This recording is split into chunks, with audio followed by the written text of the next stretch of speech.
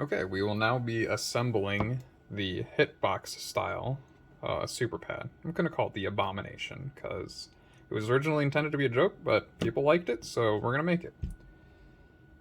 Watch the previous videos on how to assemble all the different parts. So we have a singular button grid that's going to go there, a triple button grid, it's going to go there. We of course have the main show, the clicky stick, let's go there. And then we're going to have an overhand button module. Just going to go there. And then the shoulder buttons and the start and select buttons. Alright, let's start that up. Attach these first, so just feed your excess wires through the hole. The same thing here, make sure your wires go down for this one.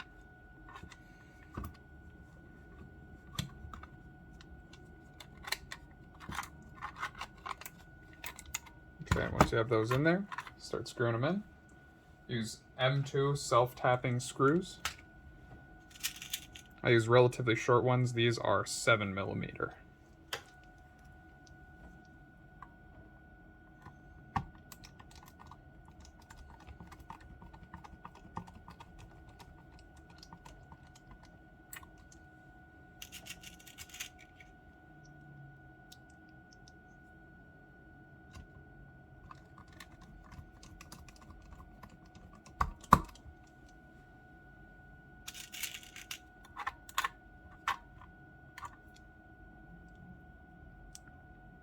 Really helps to have a magnetic screwdriver, let me tell you.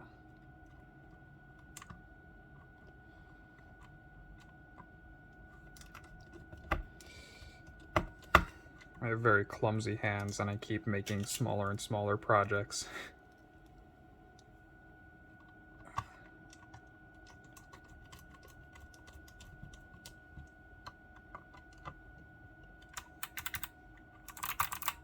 Alright, there's your hand button grid. Next we'll attach the overhand button module. So that fits in here.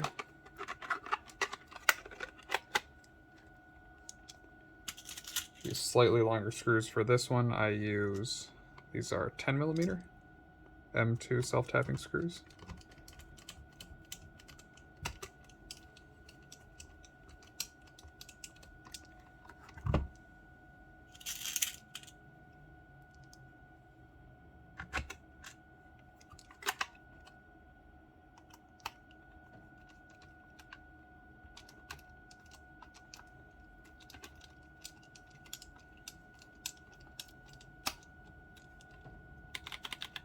Okay, I didn't put all the screws in. I can do those later. I don't need to waste time right now. Next we will attach the click stick module.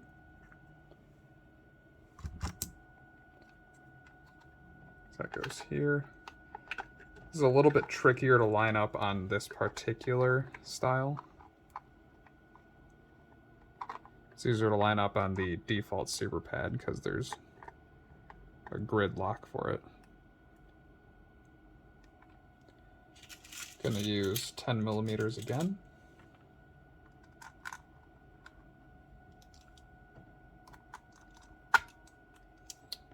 Oh, apparently I missed my hole.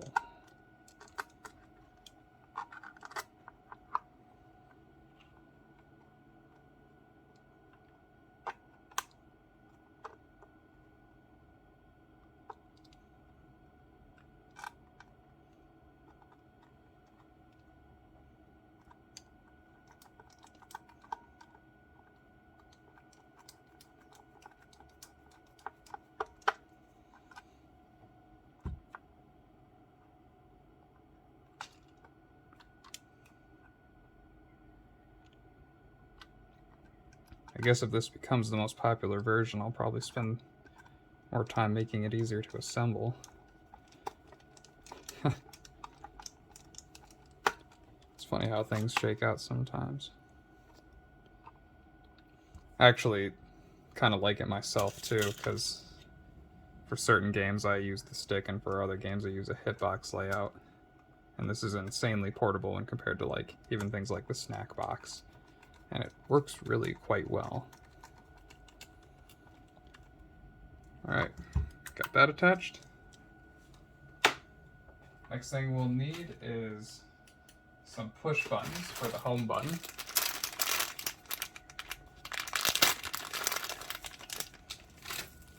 I use these 12mm push buttons that have a screw style, so let's just fit through like that. And you can screw it into place in the back here.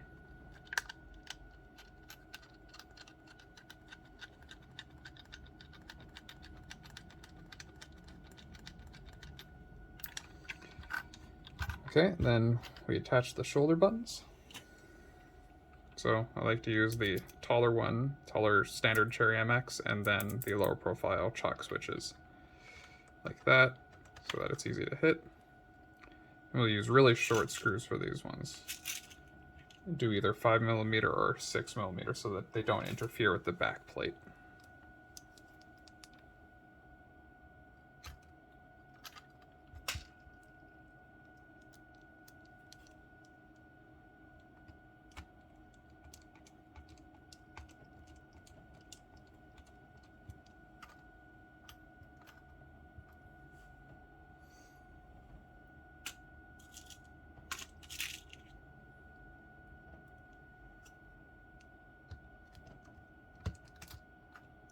Be patient, don't screw too fast. You're screwing into plastic after all.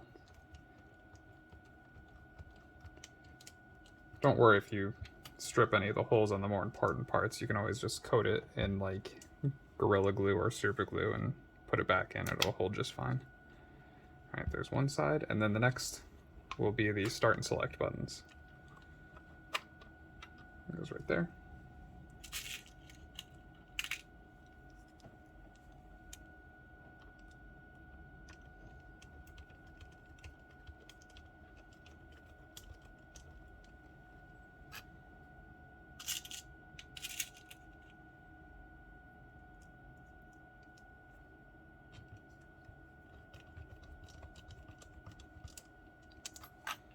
Okay, that's mostly together. Now I just got to prepare the PCB.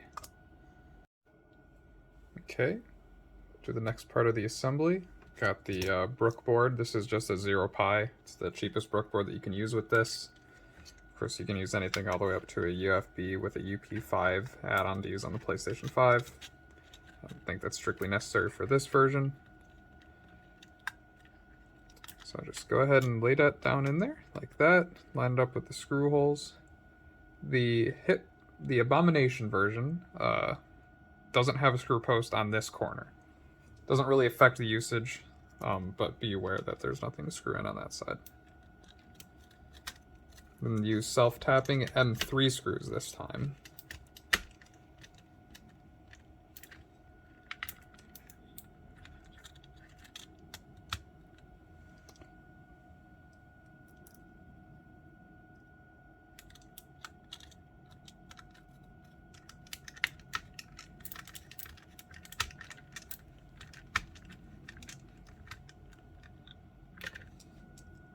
Again, I use connectors for the button grid, so just go ahead and attach that now.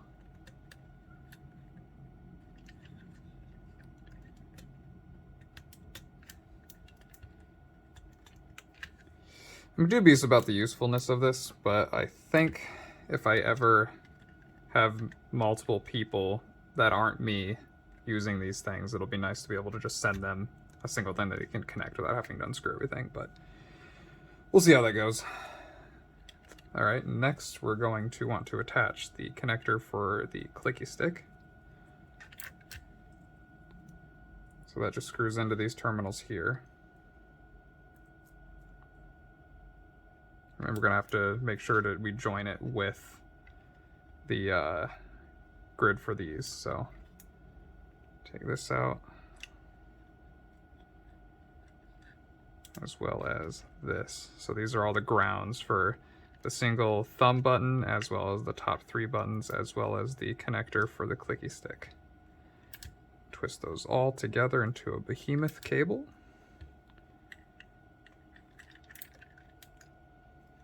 And then those all go into ground.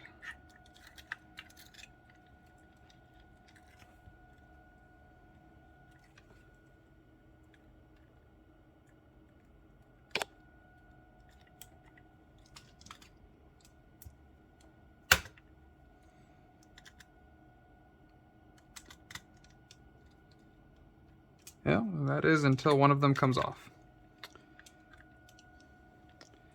Maybe this isn't the best thing to do on camera. Alright, 1 second. Okay, apologies, that was incredibly difficult to film. But basically you just take each wire, measure it to the length that it needs to go into its screw post, cut it to length, then strip it, and then feed it in there and turn it. For my connector, you just have to twist them. So like some of these are combined for these because these are all up, down, left, right. And those are duplicated by the clicky stick, obviously. So those have to be fed into the same hole. That's going to be an acquired skill, but shouldn't be too hard to get working. And then, yeah, obviously the shoulder buttons, select and start.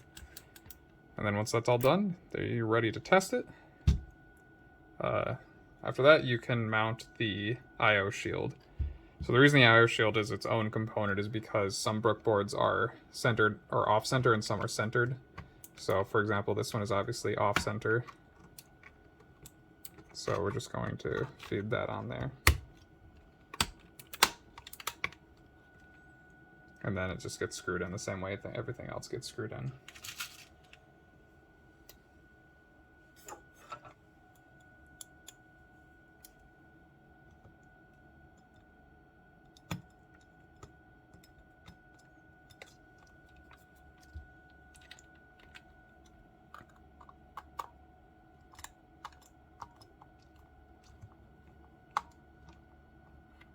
Okay, then once that's done, you're ready to put the back panel on. So for the back panel, you're going to want to use threaded inserts so that it's easy to take the back panel on and off without ruining the 3D print. For those, I use these M2 threaded inserts. Look like this. The way that you put them in is you take a soldering iron, you feed them into the soldering iron. It's good to like hold them with like pliers or something, it's just so you can steady them. And then you just push them into each of the holes.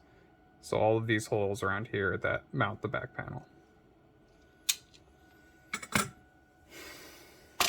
And then once you have that, back panel just goes over here.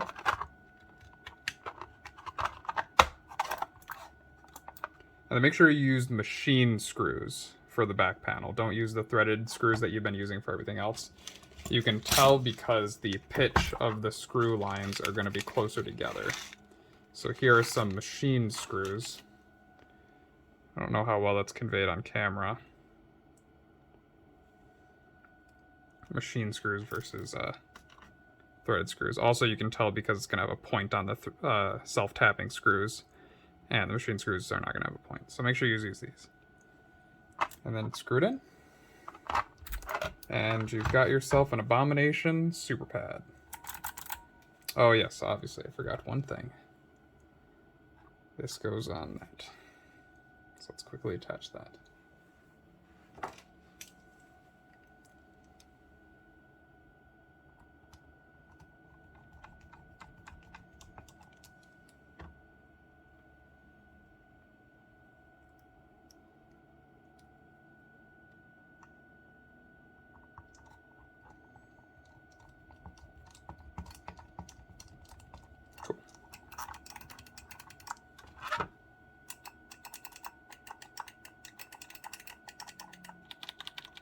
And then since this is an overhand, if you're using that, you would probably want to play like this.